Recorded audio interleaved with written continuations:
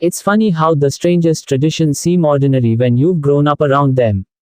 One of my friends can't get through Thanksgiving dinner without someone spanking the turkey, and another kid in my high school said they threw a tea party to celebrate every A. I've heard about another family who never wore clothes at home. The poor kid couldn't figure out why everyone started laughing at him when he visited a friend's house and promptly began to undress. It simply hadn't occurred to him that nobody else lived quite the same way, and why should it? None of their traditions were more arbitrary than a cake on your birthday or an inside tree on Christmas. My name is Elizabeth, and my family has their own tradition. Every night after dinner, my dad would take a plate full of leftovers and bring it down to the basement. Every morning, it would be clean. My father said it was for the spirit of the house, and my mom would just roll her eyes and smile. My dad is a big man, 6'4", and over 250 lbs, and it wouldn't have surprised either of us if he just wanted to save a little extra for a midnight snack. I guess I never gave it much thought until my history class watched a video on the Black Death in Europe. They talked 51 sleepless nights 374 about how the rats would infest granaries and spread disease, and how some people actually exasperated the problem by leaving food out to appease the angry spirits. I mentioned how we always leave out a plate for our spirit, and my whole class seemed mortified by the thought. The teacher, Mr. Halvart, spent the rest of the class blatantly circumventing my desk as though I was the one carrying the plague. That night I had a terrible nightmare about rats swarming through the house and eating our leftover food. I woke in a cold sweat, lying half awake for a long time as my sleepy brain tried to separate the quiet night from my encroaching dreams. I was about to drift back to sleep when the pitter-patter of light feet clearly distinguished itself in the still air. I was fully awake now, lying very still with my ears straining against the oppressive dark. Scratch, scratch, scratch, like fingernails dragging along a rough piece of wood. I pulled the blankets up over my head, more to block out the sound than to offer any real protection. Maybe this had been going on a long time, and I simply hadn't distinguished the sound from the creaking house or the night air playing through the wind chimes. Now that I was focusing on it though, I couldn't hear anything else. I thought about calling for Mum, but I was 15 years old and trying to build a case to convince them I was mature enough to have my own car. Running around crying about a nightmare was as good as giving the murder jury my bloody axe. I crept out of bed in my underwear, using the flashlight on my phone to steal through the hallway and down the stairs.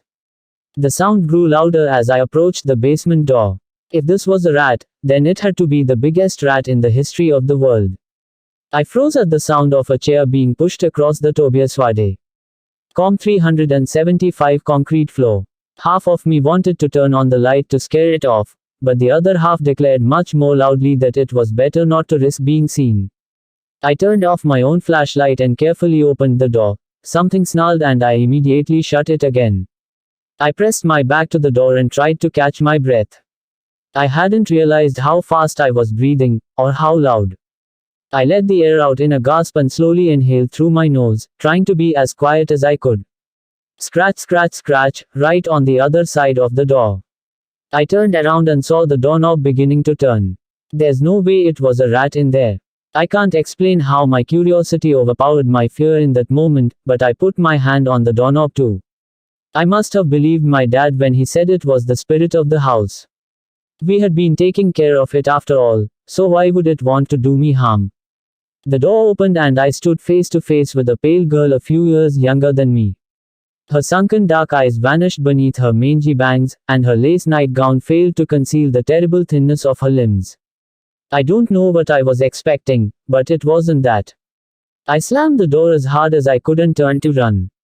I sprinted up the stairs, locking my room behind me and diving into bed. I held my breath until it felt like I would burst, until there, the pitter-patter of soft feet climbing the stairs and approaching my room. The doorknob began to rattle. I couldn't hold it any longer. All that breath I was holding in was released in one noisy rush and I screamed for all I was worth. The doorknob stopped and lights sprang to life around the house.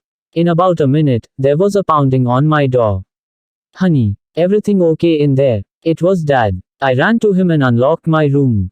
He was standing there, looking dazed, 51 sleepless nights 376 and confused, ready to collapse back into bed. Now that the lights were on and he was here, I felt like an idiot for being afraid. I'd feel even stupider telling him about the girl. Sorry, I said. I thought I heard something downstairs. Damn, who needs an alarm when you can scream like that, he said. It was probably just a bad dream. Sorry for waking you. Dad looked around behind him, making sure we were alone. Then he leaned in close and whispered, "Was it coming from the basement?" I nodded. His smile was nothing but relief, and I couldn't help but feel it too. At least until he added, "That's just the spirit, honey. Don't bother it, and don't tell Mom, okay? It's not going to hurt you." I nodded. I didn't know what else to do. He grinned and ruffled my hair before plodding back to his room. I gave the empty stairs a quick glance before locking myself in again and climbing back into bed. I don't need to tell you that I didn't sleep until the sun began to repaint my room. I slept in late that day, but by nightfall I was ready for answers. I tried asking Dad again, but he just told me every house had a spirit and not to worry about it. He must have been lying though, considering how my class reacted, and it was clear he didn't want to talk about it. That's why I waited until both my parents were in bed to creep down to the basement and wait. The basement door was open when I got there. I turned the light on in the kitchen which connected to it, but didn't dare go Tobias Wade. Com 377 down the stairs. 3 pieces of leftover pizza sat in their box on the table, and I poured a large glass of soda to go with it. I just sat there with my hands folded in front of me, waiting for her to come again. If she was a friend of the house, then I wanted to meet her. And if she wasn't, well surely we'd know by now. My mistake was to watch the door. She was corporal, she ate food, she turned doorknobs, she must go through doors, right? Wrong. Despite my resolve, it was impossible to hear the scratching sound above my head without my entire body tensing up.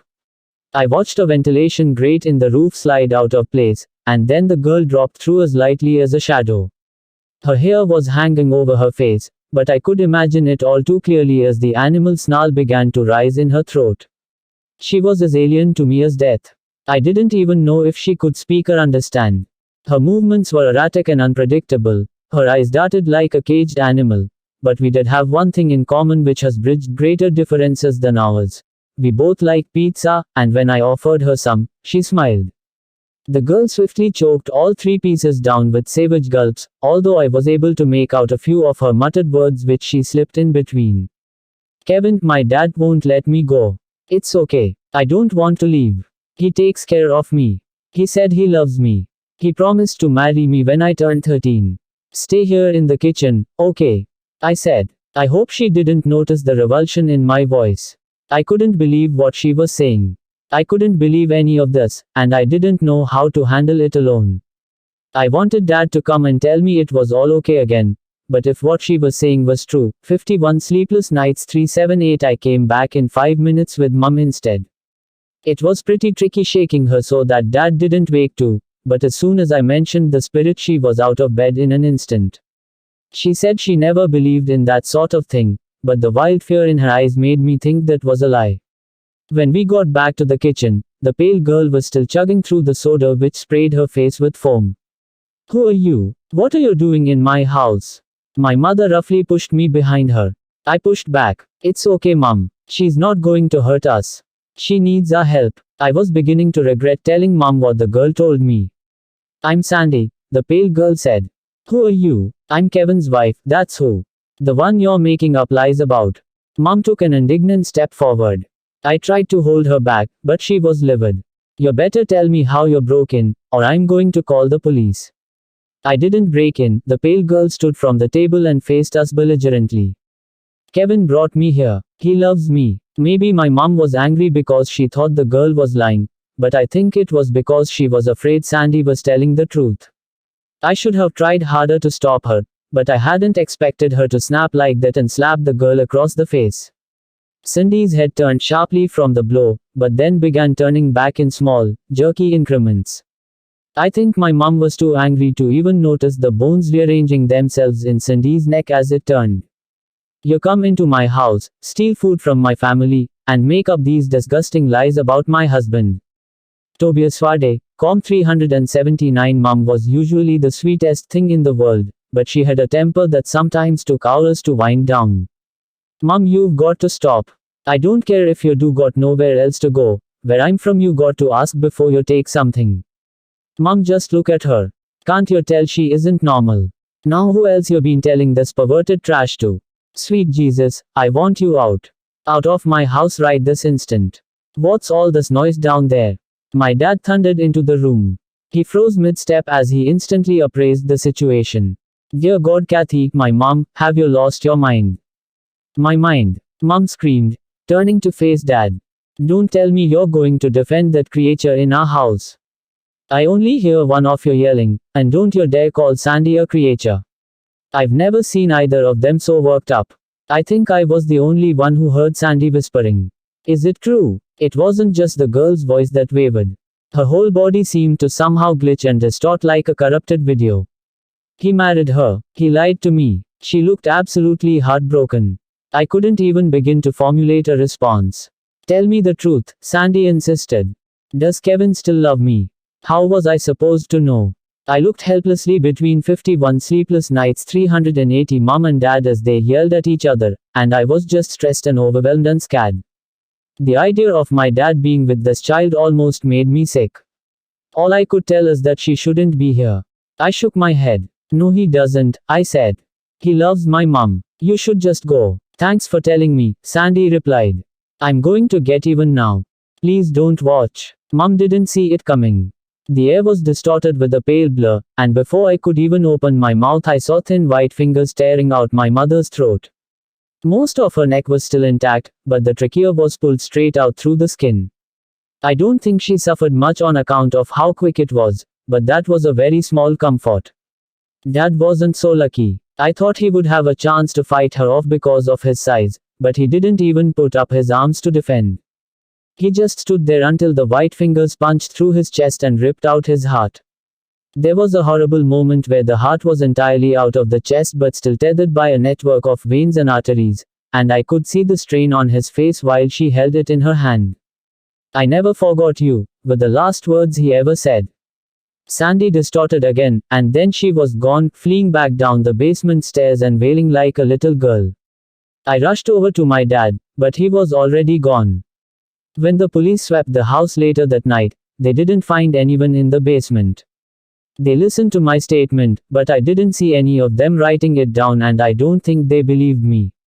I was sobbing so incoherently, I wouldn't have Tobias Wade, Com 381 trusted my testimony either. I just know what I experienced and later, what I saw. The police investigation did unearth a collection of photographs hidden in a shoebox in the basement. Sandy was in them, except that she glowed from happiness where she stood next to a young boy her own age. I recognized the boy as my father at once. The police didn't investigate them or entertain it as a possibility, but I did some research of my own and found out that Dad used to live next door to a girl named Sandy Withers when he was growing up. They had been best friends, more than best friends apparently, but she had died in a diabetic coma when she was 12 years old. Written in my dad's curved lettering on the back of one of the photographs was, "My future bride." I don't know what happened to make her stay in the world, but it looks like my dad never was able to let her go. It's been 3 years now, and even though everyone has pressured me to sell the house and move, I'm still living here. I guess I wasn't any good at letting go either, because I still practice the same tradition I have all my life. The only difference is that I now leave out 3 plates of food every night, and collect 3 clean dishes every morning.